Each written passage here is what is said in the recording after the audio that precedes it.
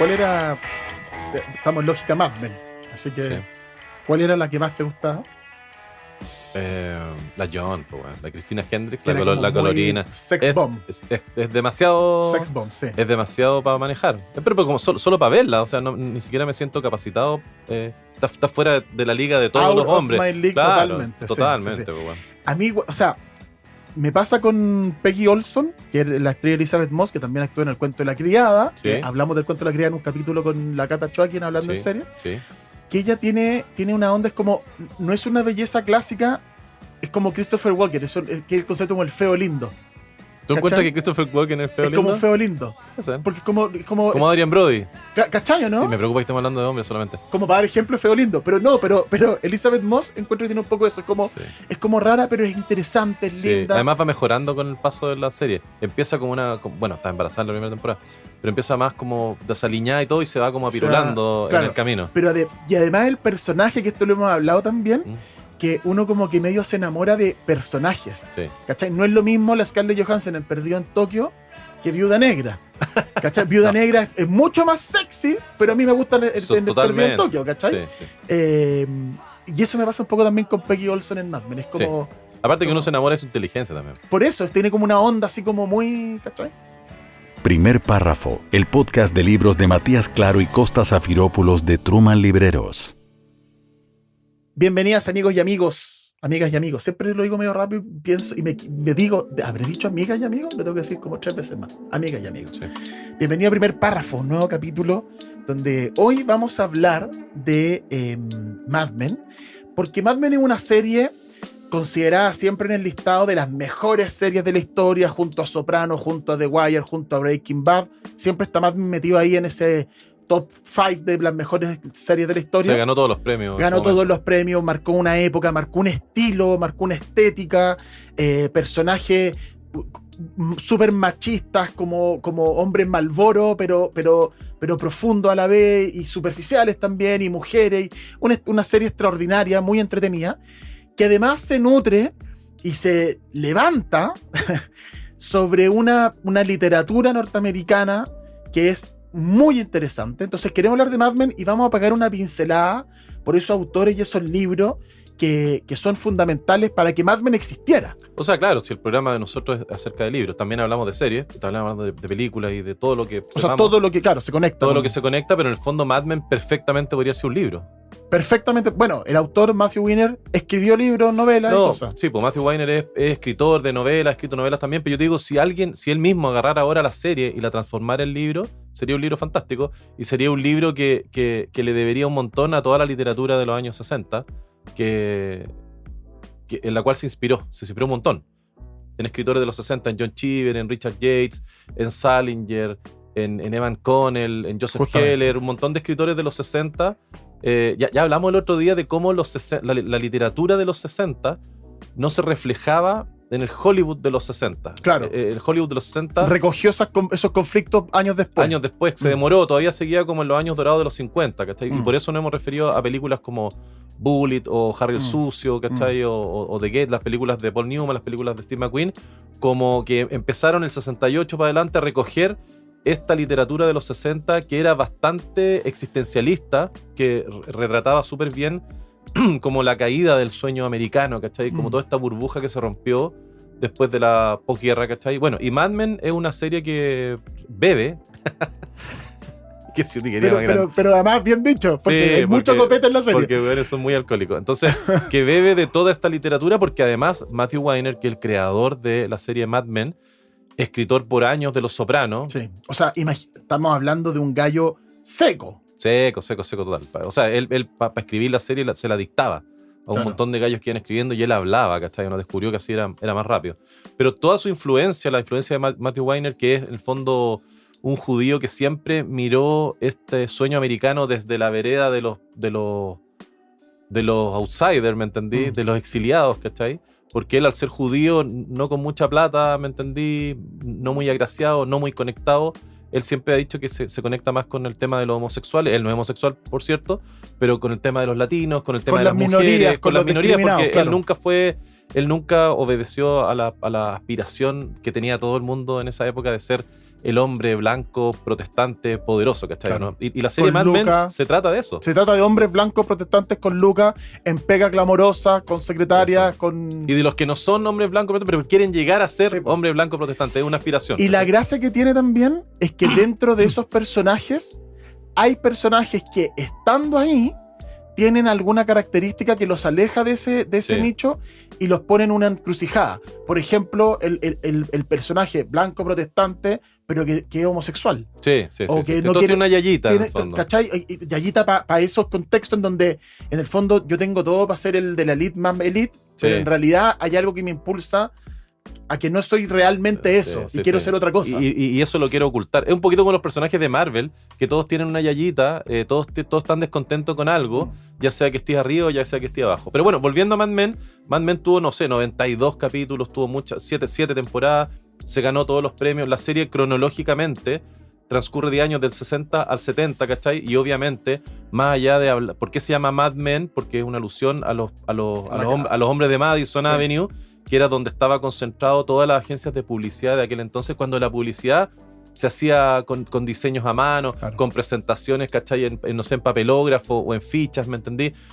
Cuando la creatividad realmente necesitaba gallos súper creativos, ¿cachai? Que dieran un enfoque nuevo. Cuando la publicidad no se hacía con ChatGPT, ¿me entendí? Cuando de verdad era importante tener un tipo talentoso en tu agencia de publicidad. Claro. Y por lo tanto, pero además refleja toda la época, todo lo que fue pasando del 60 al 70 en Estados Unidos. Refleja muy bien toda esta cosa como los claroscuros del capitalismo, ¿cachai? Se estaba formando en Estados Unidos en ese tiempo esta sociedad del consumo, se estaba creando Claro. esta cosa de que la publicidad manejaba las masas, ¿cachai? Y por lo tanto había mucha plata metiendo en publicidad. Muestran a Lucky Strike, muestran a Coca-Cola, muestran a las grandes marcas y cómo la agencia Sterling Cooper, que es donde trabaja Don Draper, que es el protagonista de la serie, va tratando con todos estos clientes, todo lo que pasa en Estados Unidos, el incipiente feminismo, ¿cachai? El tema de que todavía ser gay había que ocultarlo, ¿cachai? En la industria de la publicidad había un montón de gallos creativos que eran gay, que tenían que guardarse eso, que no podían salir del closet, ¿cachai? La diferencia, lo que hablamos recién, entre los gallos que estaban en el poder y los que aspiraban al poder, a manejar las cosas. Y hay una cuestión ahí súper interesante porque además es la última, o sea, es una década justo después de la guerra, de la Segunda Guerra, donde aparentemente se había terminado el caos bélico, ¿sí? O sea, se había logrado cierto equilibrio, o sea, bueno, la guerra... Y la guerra más que un fría. equilibrio, un esplendor, así en los 50 fue un Además, año claro, de esplendor. Estados claro, Unidos claro. se posicionó como No, la y superpotencia. además, o sea, se reenfocó la economía, ya Sí. no era necesario hacer balas, sino que podíamos hacer otras cosas. Autos. Hay un boom, claro, Sí. que de hecho tú lo contamos una vez, ¿te acuerdas? De esos de cómo el boom de la automotriz, De los hot rods. claro, de que científicos que habían sí. trabajado con tanques, con jeep, con cosas, Sí. vuelven a la vida civil. Y no sabían qué ¿Y hacer. qué hacemos? Y empezaron a desarrollar autos a todo cachete. Y no sabían tampoco cómo volver a estimularse con esa adrenalina que tenéis cuando Exacto. estáis en la guerra. ¿cachai? Exacto, que es una cuestión bien fuerte esa Sí. adrenalina. Entonces, es bien interesante como ese choque de los gallos que vienen llegando, que tienen además un pasado tormentoso, Medio porque oscuro. son todo, como no había, no existían tampoco tanta proliferación de la psicología o el tema de la salud mental. Eran gallos todos con trastornos, estrés postraumático, pero todos bloqueados, Sí. porque no era lo que había que hacer y había que dar una postura. Había que cumplir con el rol que te ¿cachai? habían asignado. Claro, entonces, y además, es justo la última década antes de la explosión social que significó el hipismo, la revolución joven, las Los flores, derechos civiles. los derechos civiles, ¿cachai? Sí. Entonces, es bien interesante ese periodo, porque en ese periodo, como decimos, había una imagen de lo que era perfecto, pero por debajo todo Sí, esto... sí. O sea, del 60 al 70 burbujeando. se empieza a caer, se empieza a desmoronar este sueño americano. Y en esa década, así como literalmente, o sea, del 60 al 70 pasaste de las películas de Doris Day con Rock Hudson, o donde bailaban y todo era fantástico, a, bueno, no sé, Taxi Driver, Claro, a Harry el Sucio, el 71, ¿cachai? claro. Donde te muestra cómo la sociedad norteamericana, o lo que ellos pensaban que era su sociedad idílica, se empieza a desmoronar. Esa década es súper importante. Entonces, Mad Men se sitúa en esa década. Como dijimos, su creador Matthew Weiner está súper influenciado porque sus lecturas y sus escritores favoritos son de esa época. Él vivió esa época muy chiquitito porque él nació en el 65, pero quedó súper marcado, ¿cachai? Porque además tuvo profesores que fue criado por esos adultos. Exactamente. Sus padres son de esa época. Lo influenció un montón. Por ejemplo, la gracia de Mad Men, Mad Men gira en torno a un personaje principal que se llama Don Draper, o por lo menos así se llama en el comienzo de la serie. Después descubrimos otras cosas, no les quiero embarrar la serie.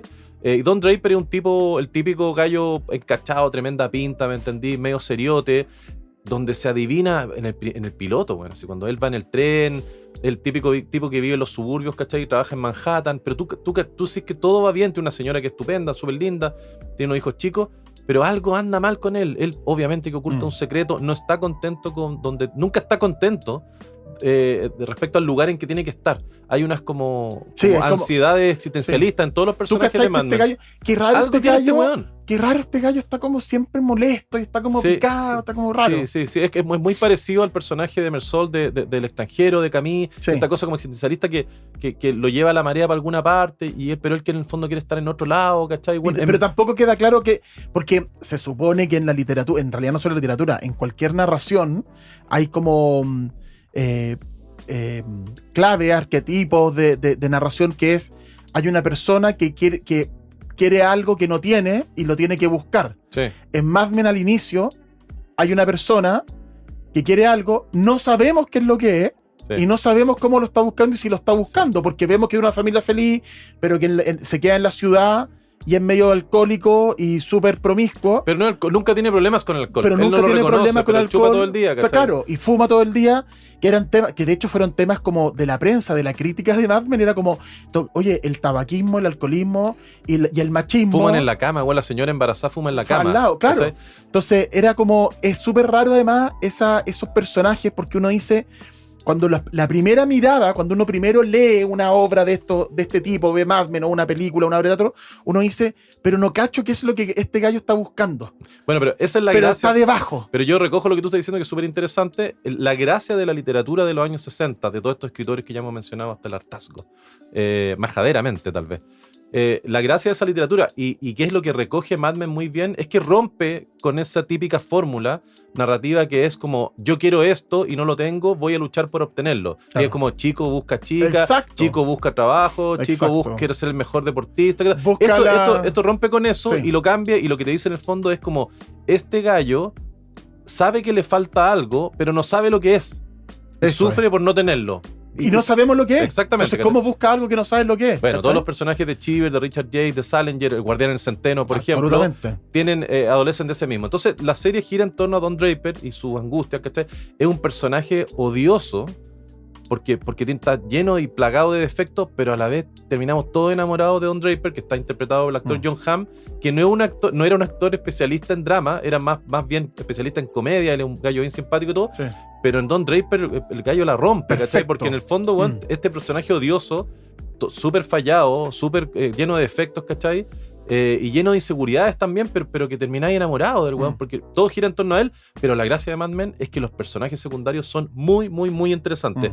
La gracia de la serie... Y eso era una profundidad y una verosimilitud tremenda. No necesitas a Don Draper todo el rato para estar enganchado a la serie, porque los personajes son igual de interesantes que él. Que siendo Matthew Weiner el escritor de la quinta y la sexta temporada de Soprano, y trabajó en Soprano, tiene algo similar a Soprano en términos de decir cómo te muestran todo un universo y hay un personaje secundario que un par de capítulos pasa a ser como protagonista de alguna manera. Exacto. Pero de esa manera te muestran que hay un otro mundo, que hay otra, y gana mucha profundidad, mucha trama. Sí, y además creo que también tiene un afán comercial, es como en el fondo yo no puedo hacer girar una serie en torno a un puro personaje, ¿cachai? Va a durar 4 años. Exactamente. Exactamente. Entonces, muchas de las gracias de Mad Men, por ejemplo, ¿cachai? Lo accurate, lo preciso que es en cuanto a las descripciones históricas. ¿Te costó encontrar el concepto en español? No, bueno, es que pero tú manejas mucho mejor el inglés que el español.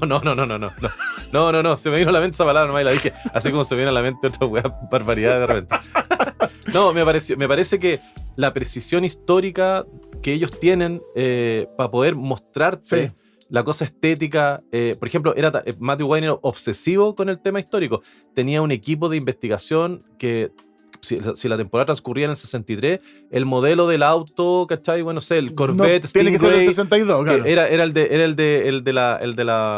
el del parabrisas dividido, que salió esos 2 años nomás, Sí. y no salió, tenía que ser ese. Sí. Por ejemplo, en las mesones de la oficina de Sterling Cooper habían cartas dirigidas a los personajes, con los nombres de los personajes, era todo súper realista, ¿cachai? La decoración, los hoteles, bueno, el foyer del hotel, las casas, las cubrecamas, la marca de los cigarrillos, ¿cachai? La marca del whisky, los muebles, todo tenía que ser de la época, ¿cachai? Y eso contribuye a que la serie te entregue como, ¿cachai? Como una visión de los 60, pero súper afilada y súper afinada. O sea, es una serie de época que debe ser de las más certeras en reflejar la época que está trabajando. Sí, o sea, que creo que fue una de las causas de su éxito. Sí, o sea, obviamente la estética que tenía, claro. La actuación, el guión. Volviendo al tema estético, Matthew Weiner ha reconocido abiertamente que el modelo estético en el cual él se basó es una película famosísima que es muy buena, que se llama North by Northwest, pero que nosotros la conocimos acá como Intriga Internacional, con Cary Grant, que es un ícono tipo Don Draper, ¿cachai? Que es una película de Hitchcock donde él se basó en los trajes, la decoración de interiores, ¿cachai? La arquitectura. Todos conocemos esa película por la escena del avión. La escena del avión, cuando lo persigue, qué sé yo. Que él va corriendo como por una granja, sí, por una auto de maíz, sí, y hay un avión que lo está persiguiendo, sí, y bien él se tira al suelo, claro, bien impactante, sí. Matthew Weiner reconoce que toda la estética, no vio otras películas. Esa es la estética de Mad Men, ¿cachai? Él la extrapoló rápidamente. Me da risa que esa película en España se conoció como Con la muerte en los talones. Bueno, me parece mucho mejor Intriga Internacional. Está súper buena esa. Bueno, entonces, la serie... Pero además, ¿qué tiene que ver con North by North? Nada. Bueno, nada. Intriga Internacional tampoco. Pero Intriga Internacional un poquito más... Sí. Yo voy a ir a ver una película y se llama, oye, tiene intriga y a nivel internacional. ¿No? Claro. Pero Con la muerte en los talones podría haber sido cualquier película. Pues bueno, nos referimos a que los personajes secundarios en Mad Men son súper importantes, ¿cachai? Y a mí lo que me gusta es que son los típicos, que en el fondo es una señal de cómo las series o cómo las novelas funcionan. Es que uno no busca arquetipos, pero al final lo que perdura son los arquetipos y perduran porque los arquetipos obedecen a personas de verdad que las conocemos, que están en la pega, que están en la oficina, que están en nuestra familia, qué sé yo. Un personaje, yo te diría que un personaje casi principal junto a Don Draper es el personaje de Peggy Olson. Sí, totalmente. Interpretada por la actriz Elizabeth Moss, que mencionó Matías recién, que es la protagonista del cuento La Criada. Y en el fondo la Peggy, no les vamos a spoilear nada, pero la primera temporada, los primeros capítulos, se cacha que ella está embarazada y que producto de perseguir su éxito profesional, da como en adopción, se lo deja a una hermana, creo, su hijo, ¿cachai? Y se desapega totalmente de ese hijo, pero cachamos que esa decisión al final le pena toda la serie durante toda su vida, ¿me entendí? Ella termina teniendo N éxito, es bien habilosa, va escalando, ella parte como la secretaria de Don Draper. Don Draper guarda un secreto súper oscuro que no lo vamos a contar, ¿cachai? Que tiene que ver con un tema de identidad en la onda del talentoso Mr. Ripley, de suplantación de identidad. Y como Don Draper ha llegado tan lejos y él también guarda secretos, él descubre que la Peggy está embarazada y que dio en adopción a su secreto y él le guarda ese secreto. Sí. Porque se ve muy reflejado en ella. Ahora, la gracia de la Peggy es que ella es mujer y tiene que luchar contra todo este tema del machismo, contra todo el establishment, ¿cachai? De lo que hablábamos recién, de que el país está gobernado por los blancos protestantes en el fondo. Y ella trata de abrirse paso solo con su cerebro, con su creatividad, porque es muy inteligente.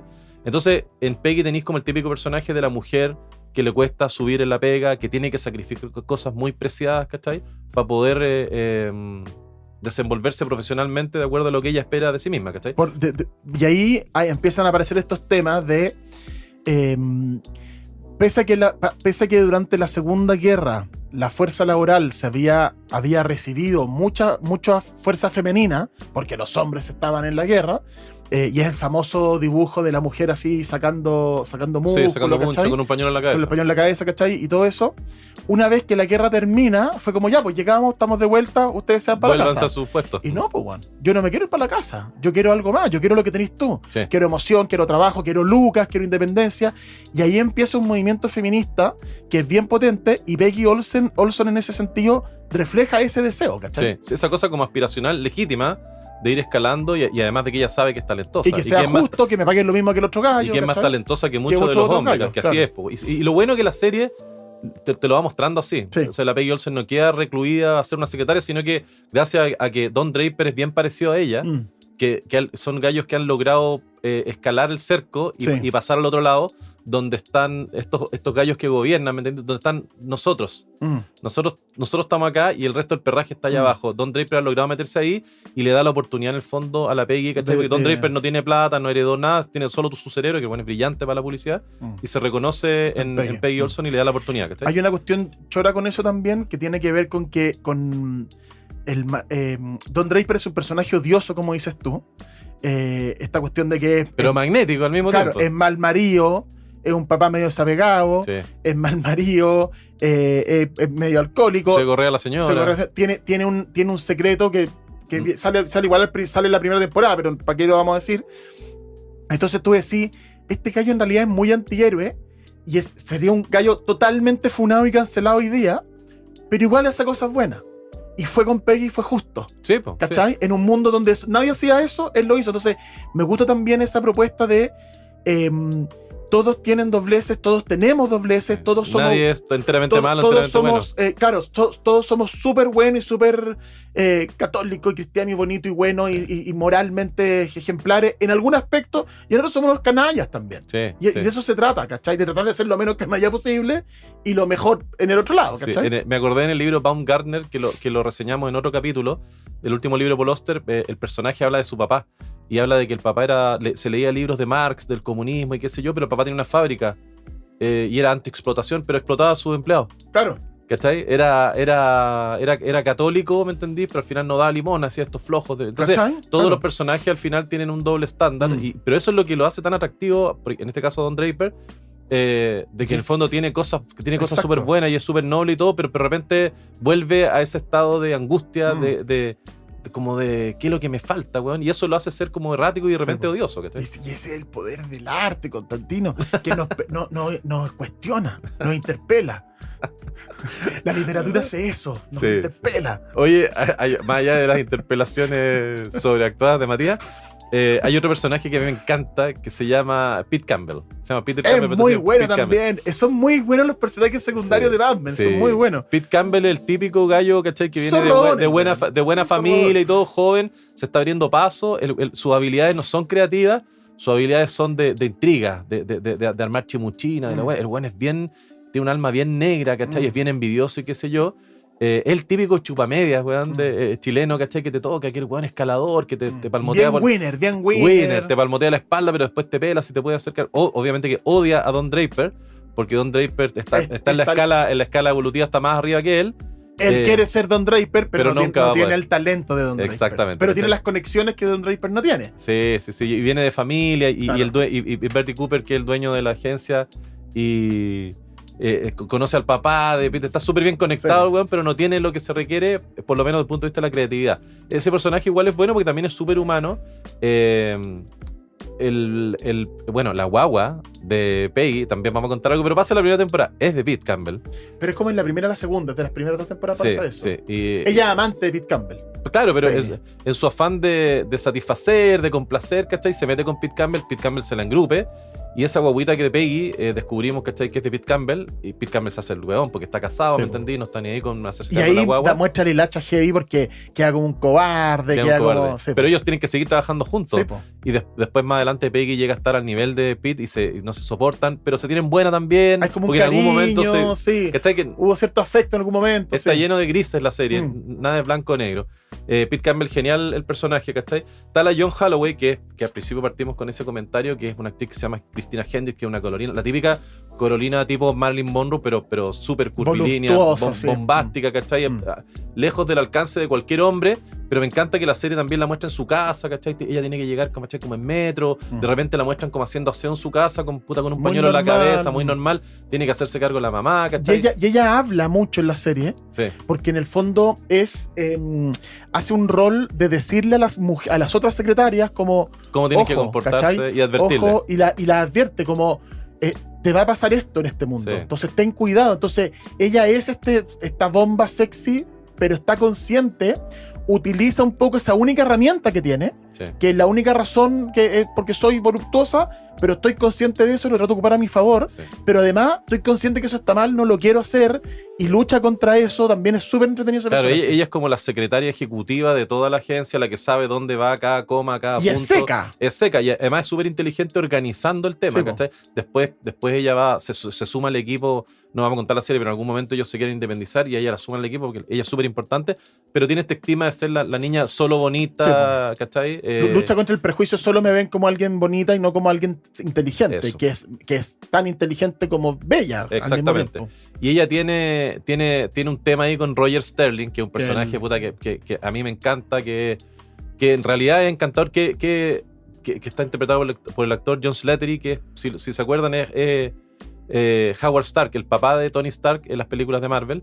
Ahí sale como con un bigotito negro y teñido negro, pero en realidad tiene el pelo blanco, ¿cachai? Entonces un gallo como ya mayor, pero súper tincudo, tiene buena pinta, ¿cachai? El weón además, weón, es un zorrón de aquellos, ¿cachai? La agencia se llama Sterling y Cooper, él es Roger Sterling, pero no es el fundador de la agencia, él heredó la participación de su papá, que era el publicista capo, que sí fundó la agencia. Y el weón creativamente no vale callampa, tiene mucha plata, está casado, pero se cagaba la señora con la Joan Holloway, ¿cachai? Que es la rubia, y se desliza en la serie ahí que en algún momento ella se vio forzada a hacer un aborto, ¿cachai? Porque si no le embarraba la onda a Roger Sterling, ¿cachai? Roger Sterling es un personaje también igual de odioso, igual de inmoral, pero también igual de querible, weón. Es que es uno de los motores de la serie. Termina siendo bien amigo de... O sea, se hacen al tiro amigos con Don Draper, ¿cachai? Porque se identifican los dos. Se cachan que le tienen la misma onda. Le gusta el hueveo, le gusta el trago, le gustan las mujeres a los dos, ¿cachai? Pero pertenecen a distintas esferas. Roger Sterling es el privilegio en dos patas, ¿cachai? La fortuna, ¿me entendí? Él está conectado. Él conoce a los dueños del Lucky Strike, conoce a los dueños de Coca-Cola, conoce a los dueños de Procter & Gamble. Esa es su pega. Es la conexión sin talento y el otro el talento sin conexión. Exactamente, pero zorrea un montón, trabaja poco, chupa harto. Hay una escena, ¿te acordás cuando era como un preinfarto en la oficina porque está tirando con la colorina? Y tienen que llamar a Don Draper para que lo ayudara. Sí, parece, porque ¿no? él es el que le tapa todas las cosas y él es su cómplice. Y la mina así como súper asustada, además, porque asustada igual tiene cariño por el jefe, pero además está asustada de su pega, de que quede la escoba, ¿cachai? Sí, no, es genial esa parte. Una anécdota, la actriz que interpreta a la ex esposa de Roger Sterling se llama Talia Balsam, que es hija de un actor legendario que se llama Martin Balsam, y esa actriz es la única... Primero, dos cosas. Una, es la esposa de John Slattery en la vida real, y es la única actriz que no audicionó, porque ella había actuado en Los Sopranos, y Matthew Weiner la conocía, ¿cachai? Entonces Roger Sterling, tremendo personaje, es un personaje así muy, muy, muy querible. Hay otro, bueno, hablábamos ahí a propósito de este conflicto que después lo vamos a mencionar en la literatura, pero que es súper importante, es un pilar, es capital para Mad Men, que tiene que ver con estos otros personajes que todos esconden algo, todos tienen estos dobleces, pero hay otros personajes que esconden dobleces que son reflejo además de la época social, del tiempo, ¿no? Que es, por ejemplo, Salvatore Romano. Sí. Salvatore Romano es como el creativo, el diseñador. Que es seco. Pero es... se casa con una niña muy así como piolita, que no así como muy sencilla. Sí. Estuve a punto de decir lamentablemente homosexual, pero porque estaba pensando en que para la época era súper lamentablemente ser homosexual, ¿cachai? ¿No? Y para él. Porque el gallo estaba contactado, tenía una buena pega, tenía todo como para la vida perfecta, anhelada por todo, pero él tenía este conflicto interno de que su amor y eran... No, y tenía que fingir, ¿cachai? Claro, una heterosexualidad. Y además, ¿cachai? En todo este ambiente de ejecutivos zorrones que brindaban y salían a coquetear con mujeres y todo, y él tenía que hacer toda esa onda que no le gustaba, ¿cachai? ¿No? En algún momento hay un cliente importante que como que le tira los churrines, ¿cachai? Y se le insinúa y se reconocen, ¿cachai? Homosexuales, y él declina porque el weón tiene su moral y eso le queda a la escoba porque en el fondo alguien sabe su secreto. O sea, pero además los jefes que cachan más o menos como él le dicen, oye, weón, dale la pasada, si todo es por la negocia, ¿cachai? ¿No? Y puta, es un conflicto. Entonces, ese personaje es súper importante porque además te muestra, ¿cachai? El tema de la homosexualidad en ese tiempo, que era como súper tabú. La represión. La represión, no podía salir del closet, ¿cachai? Terrible. El personaje Kenneth Cosgrove también tiene otro tipo como de represión, pero una represión más vocacional. Sí, pues. Porque él era como, tenía anhelos de ser escritor, como una cuestión más artística, no tan metido en las lucas, y trabaja en una empresa de publicidad que lo único que se preocupa es de vender del consumo. Entonces sufre un poco ese otro conflicto que tiene que una reflexión. Un conflicto vocacional. Vocacional, es una reflexión sobre abrir otras oportunidades laborales. Sí, pues el Ken Cosgrove también viene de buena familia, ¿cachai? Bueno, tiene que hacer lo que los papás esperan de él, ¿me entendí? Es súper compuestito, es amigo de Pete Campbell, pero no lo soporta mucho, pero son amigos porque se conocían de antes, ¿cachai? Y él en realidad lo que quiere es ser escritor, pues bueno, él es un artista, ¿me entendí? Y en el fondo a su familia no le podía decir, oye, quiero ser escritor, es casi una cuestión media comunista en ese tiempo en Estados Unidos, y el gallo tiene que meterse a hacer lo más parecido, donde él pueda, derrochar un poquito su creatividad, pero una cuestión bien superficial. Vendido, y bien ingrata, bien vendido. Totalmente vendido, porque además tiene que reunirse con los clientes. En esta cuestión hay mucho de juntarse con los clientes, de invitarlos a comer, de tomar, de estar con minas y qué sé yo. Y el Ken Cosgrove es un gallo súper tranquilo y todo, que lo único que quiere es escribir cosas de ciencia ficción. Al final empieza a escribir, ¿cachai? Bueno, lo van a buscar de vuelta para que vuelva, porque es súper bueno para la publicidad. Y él dice, ya no voy a escribir nunca más y todo, y termina escribiendo con un seudónimo. Se sale con la suya al final. Y ahí hay también es bien interesante, porque hay ciertas profesiones que han, como, entre comillas, validadas socialmente, donde se ha permitido que se han transformado en espacios donde se reciben a aquellos que tienen vocaciones que no se condicen con cosas validadas socialmente. Entonces, por ejemplo, la publicidad o en el periodismo también pasa mucho de que hay muchos gallos que anhelaban ser escritor o ser poeta o cosas así, y que no se atreven en algún momento a ir all the way por ese camino porque tienen necesidad y porque hay que pagar cuentas, porque es súper válido todo, y dicen, ya, bueno, trabajo en esto. Entonces este gallo representa un poco ese conflicto. Y hay otro elemento, y eso que es lo más parecido a lo que yo quiero hacer, que sea validado socialmente. Y que me genere la mayor rentabilidad en lucas, ¿cachai? O sea, el mismo Matthew Weiner, el creador de la serie, en el fondo es un escritor. Claro. ¿Cachai? Y todas sus influencias son literarias, narrativas, ¿cachai? Y todo. Pero ¿cuál es el camino más corto para hacerlo? Guionista. Voy a escribir, ¿cachai? Soy bueno para los diálogos, soy bueno, entonces soy guionista. Y hay un ejemplo acá en Latinoamérica que es muy similar a eso, que es Rodolfo Fogwill, que es un autor argentino que fue un genio de la publicidad en los 80, 90 en Argentina, en Chile también, y que tiene novelas extraordinarias como Los Pichiciegos, que es una novela que en Argentina es considerada la mejor novela que representa la guerra a las Malvinas desde el punto de vista de los argentinos, de la pobreza, de la vulnerabilidad, del abuso, de la manipulación política. Y Rodolfo Fogwill trabajaba de publicista, pero en realidad era escritor. Bueno, pero pasa mucho eso, y pasa hasta el día de hoy, ¿cachai? Que uno de repente no puede hacer lo que realmente quiere hacer, porque tiene compromisos familiares, porque tiene también... o sea, si estudiaste esto, ¿por qué no ejerces de esto? Bueno, porque me gusta esto otro. Y hay un mensaje a los jóvenes que nos estén escuchando, que a veces hay que tomar esos caminos más tradicionales, pero nunca renunciar al otro, porque hay manera en que se puede hacer. Y el mundo cada vez, con la modernidad, con la flexibilidad laboral y con esas cosas, uno puede intentar hacer esas otras cuestiones. Sí, aparte con las tecnologías, hoy es mucho más fácil estudiar todo lo que uno quiera estudiar. Claro, entonces hay tantos casos de autores que escriben en sus ratos libres, se autopublican en Amazon, y que la pasión de escribir no la defienden igual, aunque sean ingenieros, médicos, periodistas o vendedores o lo que sea. Hablamos el otro día en otro capítulo de la asistenta. De la doctora justamente, que escribía, que hasta que le pegó el palo al gato. Con un libro, claro. Y ahí hablamos de otros casos. Entonces, se puede hacer. A veces no hace mal pasar por una carrera como más estructurada, porque te da disciplina, te da orden, pero nunca se cierren y nunca dejen de lo que realmente la vocación lo llama. Exactamente. Oye, otro personaje súper importante en la serie... Que lo miran menos un poquito a huevo en la serie, el resto de los personajes, es Harry Crane. Y Harry Crane es un creativo que se había empezado a especializar como en los medios visuales. Y en aquel entonces la televisión no era lo que terminó siendo. Por lo tanto, como que todo el resto de los publicistas lo miran a huevo, así como diciendo, oye, weón, tú encárgate de este aviso, de la radio, claro. De esta cosa como incipiente, pero que en realidad nuestras lucas no están ahí, nuestras lucas están en las revistas, claro, ¿cachai? En el cine, en otra cosa. Pero la tele, ¿qué, weón? Está recién partiendo, que vamos a hacer comerciales ahí, no me tinca la idea, ¿no? Y al final de la serie, Harry Crane termina siendo asociado y termina siendo el que la lleva. Ahí estaban las lucas, ahí estaba el futuro, ¿cachai? Entonces, como un súper buen anticipo de los cambios que vienen. Exactamente. Claro. Otro personaje que es muy interesante, que es Bertram Cooper, que es uno de los socios fundadores, que es un viejito medio esotérico, que de repente anda pata pelada, bueno, en su oficina, que en realidad tú cachai que fue el creador con el viejo Sterling de esta agencia de publicidad que se peló el poto en algún momento para lograr tener lo que tiene ahora, ¿cachai?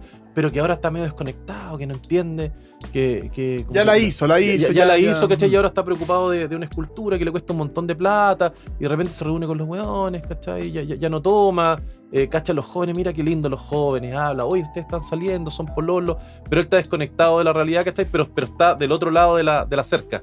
Él es el hombre blanco protestante, bien conectado, ¿cachai? Mega millonario, weón, por excelencia, ¿me entendí? Y le cuesta de repente ver que hay gente del otro lado de la reja que está esperando a ocupar su lugar, ¿cachai? Pero además es un personaje súper sabio, medio es medio zen también. Es medio Uguay, como el personaje de Kung Fu Panda, ¿cachai? Con la tortuga, que de repente, bueno, habla un par de estupideces y los buenos se quedan mirando como el viejo raro, está cagá, y de repente tiene un par de cosas que, ¿cachai? Este viejo sabe, ¿me entendió, no? También tiene un pasado medio oscuro, ¿cachai? Estuvo en la guerra y todo, bueno, las ha vivido todas, ¿cachai? ¿No? Y le tiene como N buena a Don Draper, pero le dice, bueno, amigo, no me engañáis, yo te tengo cachado que bueno, soy de los trigos más limpios. Y sí se hace como el leso, ¿cachai? ¿No? Sí. Y obviamente tiene que lidiar con su socio, que es Roger Sterling, ¿cachai? Que es un zorrón, es su socio, pero en el fondo el heredero de su socio original, ¿cachai? ¿No? Es súper bueno, ¿cachai? Hay un personaje que se llama Lane Price, que aparece en la tercera o cuarta temporada, que está interpretado por el actor Jared Harris, que nos encanta, un actor inglés que actuó en Chernobyl, en la serie de terror que la mencionamos en otro capítulo, ¿cachai? Y que viene como a revolver un poquito el gallinero, ¿cachai? Y aparece como otro personaje fuerte en la serie. Queríamos hablarle de los personajes porque no para contarles nada de la serie, pero para que vean que hay arquetipos en la literatura y también... Y que son arquetipos que se aparecen en la narrativa de esos años.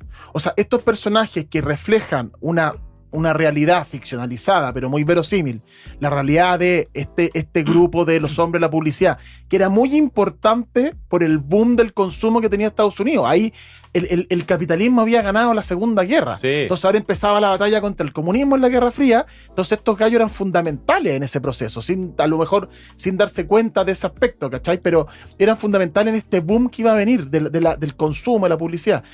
Pero estos arquetipos de estos personajes empiezan a aparecer, o sea, en esos años están en la obra de escritores visionarios, y hay una comunicación entre Mad Men y uno de sus autores, que es John Cheever. O sea, ya lo dijimos recién, toda la influencia de Matthew Weiner viene de esta literatura de los 60, ¿cachai?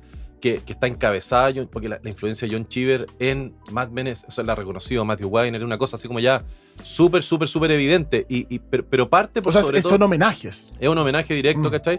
Pero es una influencia, o sea, Matthew Weiner dice que la voz del narrador de John Cheever es la voz que Matthew Weiner, que él tiene en su cabeza. Claro. Coincide 100%, ¿cachai? Con lo que piensan el narrador, me refiero al narrador de todas las novelas de Cheever, que es el mismo en tercera persona o en primera persona, pero en el fondo es John Cheever y sus conflictos, ¿cachai? Sus temas, ¿cachai? De existencialista, porque al final Mad Men es una serie existencialista, ¿cachai? Claro. Ambientada en los 60.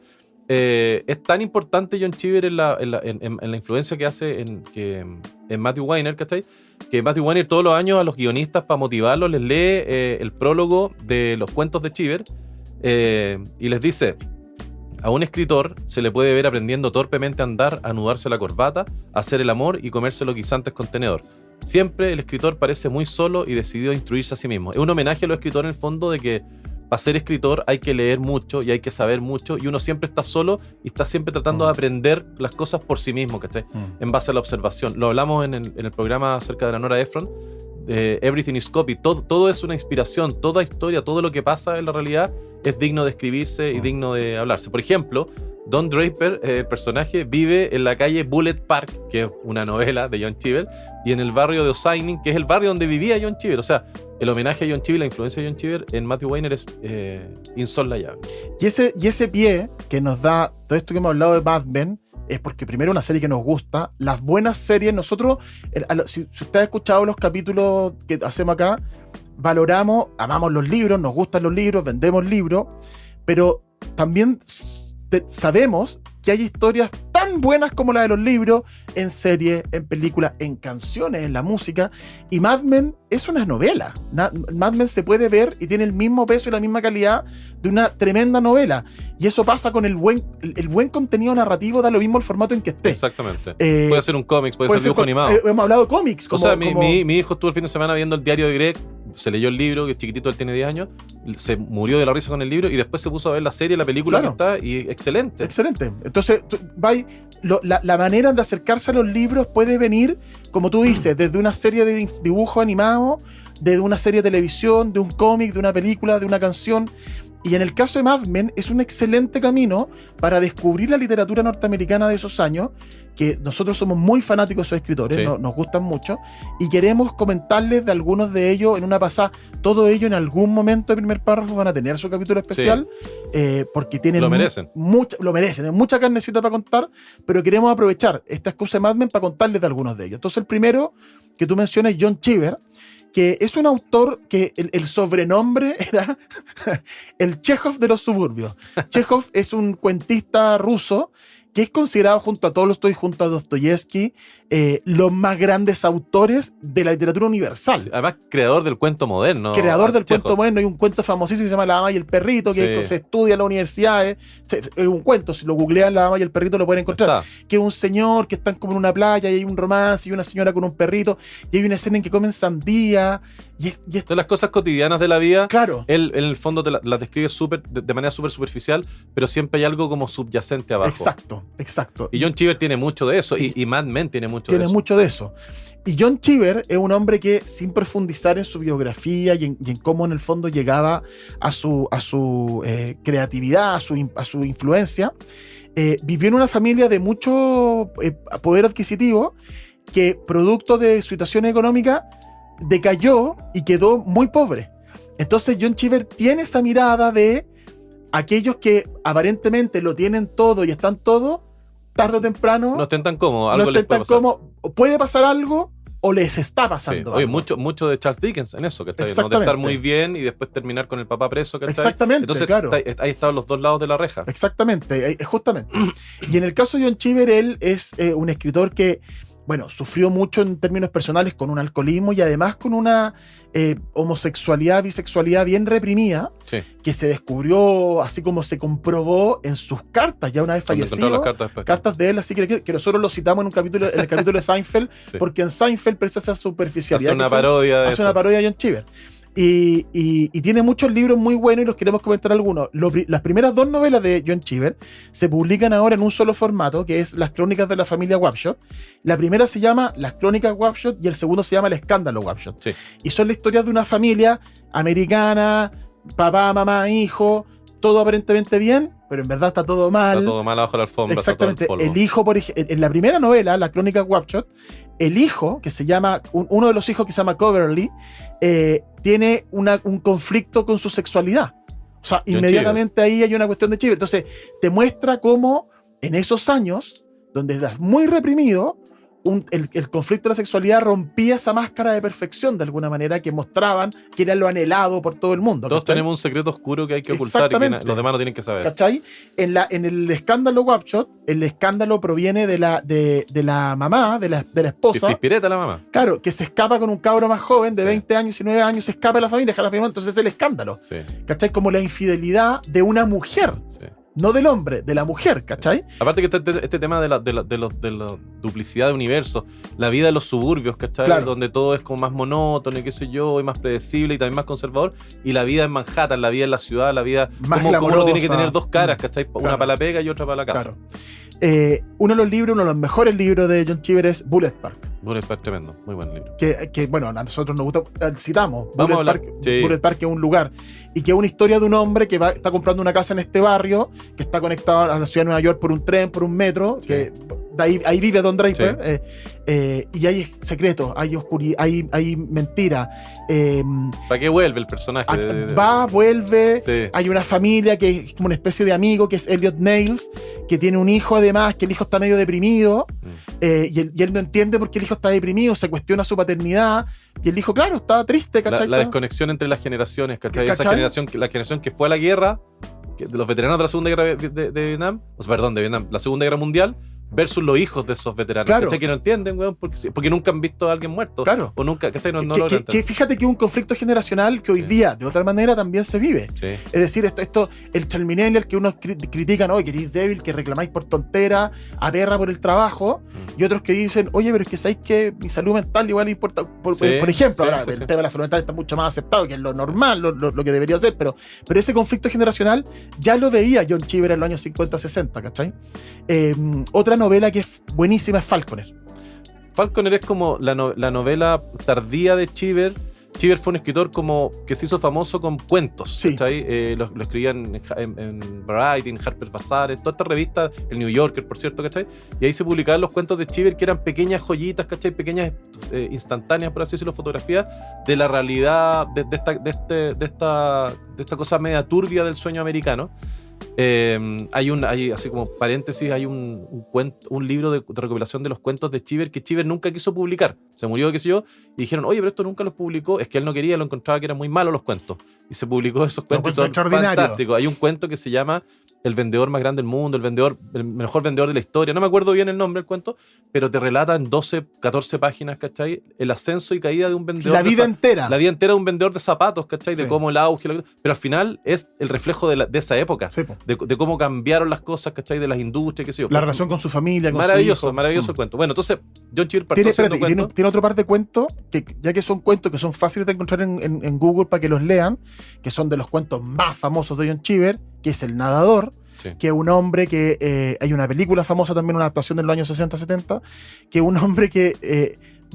es bien como surrealista, porque descubre que puede ir de su casa al trabajo nadando, pero nadando en las piscinas de la gente que vive. Entonces se mete a las piscinas, nada y sale, camina Sí, y se mete, como nadando. Es como bien medio absurdo, Pero medio algo estáis simbólico. buscando Pero- en esa zambullía. Y en la película el personaje trabaja en una agencia de publicidad, Sí, ¿cachai? Don Draper. Y el otro es Adiós, hermano mío, que es un cuento Adiós. bellísimo. Sí, pero además. no lo vamos a contar ese, pero uno de los Sí. mejores cuentos, que es el cuento que inaugura Sí. su colección de relatos. ¿cachai? Sí. Entonces se hizo famoso haciendo cuentos, fue ganando el respeto de sus pares y de la crítica como bien a pulso, y llegó un momento en que él había escrito la mayoría de sus novelas y que era como John Cheever consolidado, pero después pasó un montón de rato donde no escribió nada, o estuvo medio bloqueado, ¿cachai? No pudo escribir dicción, y como que todo el mundo pensó como ya John Cheever es un escritor del pasado, ya pasó de moda y todo, y este gallo, weón, se manda Falconer, que es una novela pero tremenda, que no sé, no sé si la mejor novela de él, pero también habla de esta cosa como de la caída, ¿cachai? La desgracia, de un gallo que tenía todo para triunfar, que un gallo que estaba súper bien y todo, pero que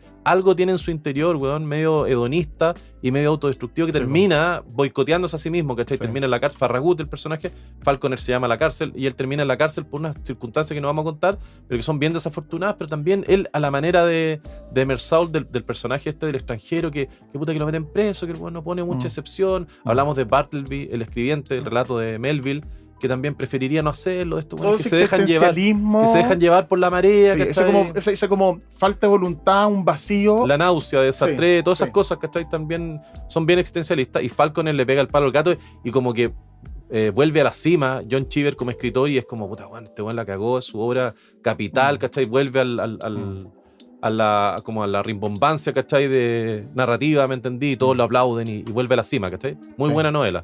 Después se manda una novela chiquitita que es Sí, fantástica. que se llama Oh, esto parece el paraíso, Sí. que un hombre un viejito, un más anciano que Pero bien, caminando Sí, todo, no, su claro, sí, tercera edad, suena ¿no? como, claro, Sí, suena sí, como que estoy- está con un bastón, ¿no? sí, es estoy así. siendo como hate de los viejos, no. Sí. Es La un Fundación hombre- La Rosa, si está escuchando, sí. por favor. Es un hombre, un adulto, Auto mayor. a un adulto mayor y que ha estado enviudado un par de veces, pero igual tiene ahí como algún tipo de romance con una niña y que lo conmueve un tema de contaminación en la laguna, donde él le tiene mucho cariño porque iba a patinar a esa laguna, Sí. patinaje en hielo. Es la primera novela Y ecológica. es una que novela existe. como ecológica. Sí, New Age, total. ¿Cachai? Y es publicada, claro, por Cheever, qué sé yo, años 50-60. Entonces, es bien interesante esa también. Esa es un poco la obra de John Cheever, y que es un autor súper importante, pero no es el único, porque en esos años surgieron muchas voces, que es lo que mencionábamos en el capítulo donde recomendamos libros, a propósito ¿te acuerdas cuando recomendamos el breve Atlas anecdótico de la ciencia? Sí. que hablábamos de cómo surgen en distintos lugares del mundo, cómo van apareciendo los progresos Sí. científicos. Bueno, ¿Sabes por qué me acuerdo? ¿por qué? Porque lo acabamos de grabar hace 10 minutos, solamente. Pero esta es la ficción de la Sí, radio. la ficción que de la no temporalidad. saben. Sí. Bueno, en es ese fenómeno de que aparecen progresos o cosas similares, pasó también con esto. Habían varios autores que tenían una mirada similar. Otro era Richard Yates. Richard Yates también un escritor fantástico, súper poco, o sea, si John Cheever no es muy conocido en Latinoamérica, entre comillas, Richard Yates menos, ¿cachai? Yo creo que Richard Yates se vino a ser famoso... O sea, Richard Yates de hecho estuvo desaparecido en Estados Unidos. Exactamente, Sí. pero se vino a ser famoso, ¿cachai? Cuando Sam Mendes dirigió y adaptó su novela Vía Revolucionaria y tenía de protagonistas a DiCaprio y a la Kate Winslet, ¿cachai? Hicieron la película y postuló al Oscar. Ahí como que la gente empezó a decir, oh, Richard Yates, ¿cachai? Existía. Bueno, esa novela Vía Revolucionaria es fantástica. También te habla de estos matrimonios que están medio disconformes, ¿cachai? Ya sea vocacionalmente o porque en algún momento se dejaron de querer, ¿cachai? Esta vida en los suburbios donde tus vecinos, ¿cachai? Bueno, no sabéis quiénes son, los saludáis. Hay un personaje que es buenísimo, que es el hijo de los vecinos. Los vecinos tienen como más edad y tienen un hijo mayor ya, ¿cachai? Pero tiene una discapacidad mental, está internado en un manicomio, no sabéis por qué, ¿cachai? Pero bueno, de repente se dan unas frases para el bronce que le hacen pensar al personaje de la Kate Winslet, ¿cachai? Que a lo mejor la vida de ella no es lo que ella quería. Él también, el personaje de DiCaprio, no me acuerdo el nombre de los personajes del libro. April es la niña April. y Frank. Sí, April y Frank. Wheeler, la familia Wheeler. Sí, Frank, ¿cachai? También es como una especie de prospecto fallido, de que te podría haber llegado más lejos, ¿cachai? Estaba bien conectado, Y está su súper familia. frustrado. Trabaja, no sé si trabaja en publicidad, No bueno, era en como una venta mercadeo, una pero venta era de como cosas. venta de ¿cachai? refrigerador. Una Claro, pero cosa esa así. cosa como media corporativa y él sabe que podría haber hecho más. También como que en algún momento quería ser escritor, como que tenía, pero puta, pero llegó hasta ahí nomás. Ella también como que quería ser actriz, termina actuando en una obra de teatro así como improvisada de los vecinos, de la cuestión como bien, harta insatisfacción. Tiene otro libro, que es el que se llama Las Hermanas Grimes, que es fantástico, que habla la historia de dos hermanas súper distintas, ¿cachai? También con estas cosas como ocultas, con esta insatisfacción. Richard Yates tiene un par de libros de relatos también buenísimos. Es un escritor tremendo. 11 tipos de... ¿Cómo se llama? De soledad. 11 tipos de soledad. Sí. Muy bueno Richard Yates, léalo. Y Richard Yates, como que su tema tiene que ver mucho con la frustración. Sí. Es como la frustración de no poder ser... Bueno, La Vía Revolucionaria, que el libro es maravilloso, pero pueden ver la película. Sí. A mí me gusta. El libro es mucho mejor que la Es película. mucho mejor, pero además... Pero la película es muy buena. Es que eso es lo que te iba a decir. Encuentro que hay películas que vale la pena ver y dan lo mismo. Es que voy a conocer la historia, entonces no vale la pena leer el libro. Sí vale la pena.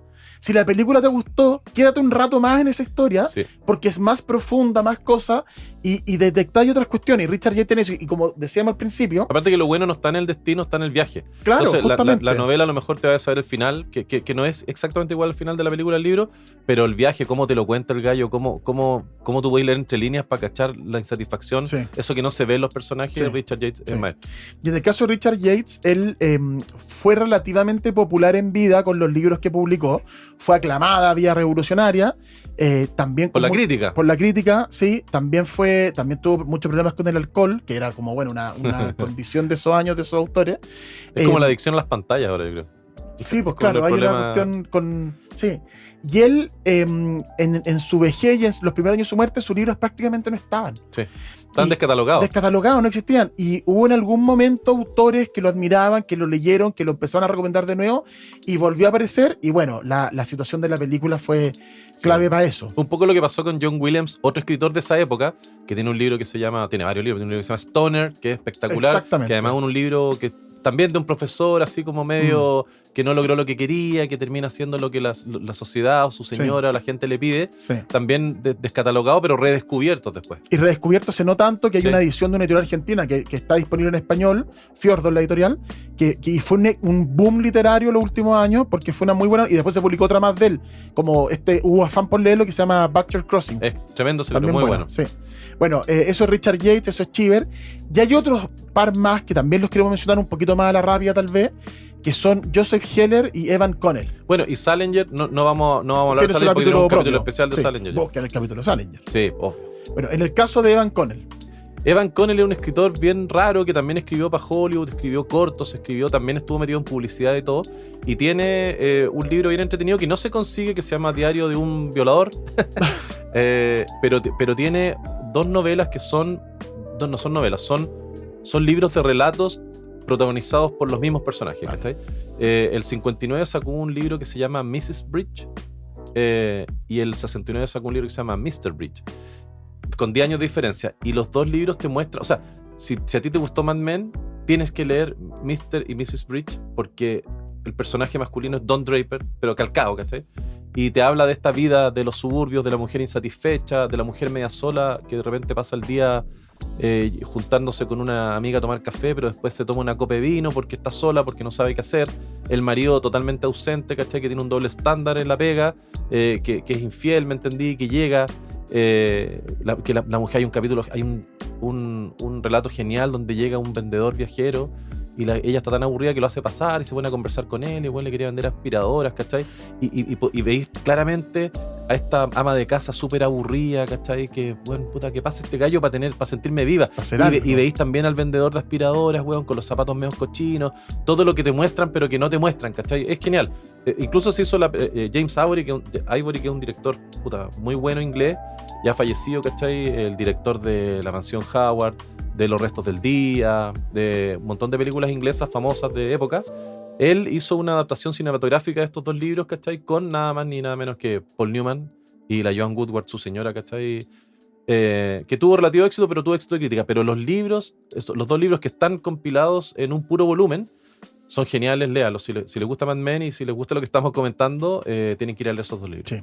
Y el último es un autor que se llama Joseph Heller, que él es un autor bien distinto de alguna manera, porque la novela más famosa de él es una que se llama Trampa 22, Catch 22, lleva al cine y todo, fue llevar al cine, que fue un éxito de reseñas, de ventas, de crítica, y una novela bien rara, media bien como especial en su formato, porque tiene saltos temporales y se trata de un soldado que no quiere volar más, un soldado que está al final de la Segunda Guerra Mundial, un bombardero, está en Italia, no quiere volar más, le tiene ya miedo a los aviones, así no quiere volar más, y le dice al doctor como, no quiero volar más.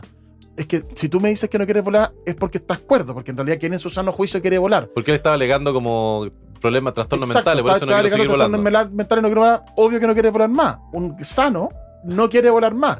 Solo un loco diría que quiere volar y volaría. Entonces esa es la Trampa 22, sí, que está atrapado como en un loop medio kafkiano, en el fondo de, si digo que no quiero volar, estoy es sano, porque estoy súper cuerdo. Y si digo que quiero volar, es porque quiero volar y me subo a un avión. Me hacen volar, pero en realidad estoy loco. Sí. Pero si estoy loco, no puedo alegar que no quiero volar. Y esa es la Trampa 22.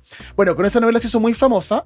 Y él se demoró 13 años en publicar su siguiente novela, o pasó 13 años escribiéndola en realidad, del 61 al 74. El 61 publica Trampa 22 y el 74 publica Algo Pasó, Algo ha pasado, le puse en español, que es una novela completamente Mad Men. Sí. Completamente Mad Men. Es un personaje que se llama Bob Slocum, que es Don Draper. Es Don Draper. Trabaja en una agencia, es ejecutivo de una agencia que tiene que ver con venta y publicidad. Es un texto que está escrito como en un monólogo, súper medio repetitivo, también como en loop, que uno de repente medio se agota. Como medio corriente la conciencia. Son así 600 páginas el libro, sí, y de repente el gallo reclama a los compañeros de pega, reclama del jefe, reclama de la pega. El tipo está súper aburrido en su casa, entonces es infiel, es alcohólico, odia la pega, curado, la pura insatisfacción. Muy Don Draper, insatisfecho. Hay una definición que leí en una reseña que es un infeliz crónico. Esa es la definición que hacen del personaje. Y engaña a la esposa, desprecia un poco a la esposa y empieza a tener algunas situaciones. O sea, en su casa está su hijo, hay un hijo que tiene algún tipo de trastorno mental, que el gallo lo tiene súper frustrado. Entonces, en algún momento le propone a la señora, deshagámonos de este hijo. Claro, ¿cachai? Entonces es como un gallo medio insensible. Y la novela tiene todo este mundo como del gallo que aparentemente es exitoso, que aparentemente está bien, que tiene una familia bonita, una esposa bonita, una pega bonita, pero el gallo es un infeliz crónico. ¿De qué se queja este weón? Pero se queja. Sí, y el libro, el monólogo de él quejándose, esta infelicidad crónica. Joseph Heller sabía que ese era su mejor libro y lo custodió, lo guardó, sí, el manuscrito, bueno, era súper paranoico. Lo cuidaba muchísimo para que no se le perdiera, no sé qué. Así que, bueno, como se darán cuenta, a partir de una serie de televisión como Mad Men, nos encontramos con montones de libros y montones de autores y con un periodo histórico de alguna manera que se reflejó en los libros de estos autores, que vale muchísimo la pena leer, que son grandes escritores, son clásicos de la literatura universal, en este caso también de la literatura norteamericana, como John Cheever, como Richard Yates, como Joseph Heller, como Evan Connell, como John Williams, como Salinger, que tiene su capítulo especial. Y son temas recurrentes, son temas que la juventud de hoy también lo está padeciendo, la insatisfacción vocacional o laboral, ¿cachai? La falta de recompensa. El vacío. ¿Por qué tengo que hacer lo que todo el mundo espera que yo haga? Yo no quiero hacer eso, ¿cachai? El vacío, el sinsentido de la vida moderna, todo eso son temas muy, uno diría, hoy, muy contemporáneos. Ya habían gallos escribiéndolo hace 70, 80 años atrás. Exactamente. John Cheever, el último libro, John Cheever fue Esto parece el paraíso, que lo publicó poquito antes de morir, del 82. O sea, imagínate, un tipo murió el 82 y su obra es completamente vigente 20, 30 años después, 40 años después. Entonces, los invitamos a leer estos autores que le hemos mencionado. Y a escucharnos en los próximos capítulos del Primer Párrafo, pues, amigos. Sí, hay cosas que se pueden encontrar en Google, obviamente, cuentos, relatos, pero siempre es mejor oler las hojitas. No hay mejor olor que un libro nuevo, y esos libros nuevos los pueden encontrar en el caso de librero, Cheever, obviamente. y en el caso de Cheever, que está el compilado de los cuentos completos, por ejemplo, o sea, está disponible en la librería. Te mandáis 2 semanas. Es como un maratón de series, uno se cierra una semana a leer eso. De Cheever. Sí, buenísimo. Así que nada, un abrazo, muchas gracias por acompañarnos, nos escuchamos en próximos capítulos de Primer Párrafo. Chau. Primer Párrafo es un podcast original de Emisor Podcasting. Encuéntralo en emisorpodcasting.com, Spotify, YouTube y donde sea que escuches podcast.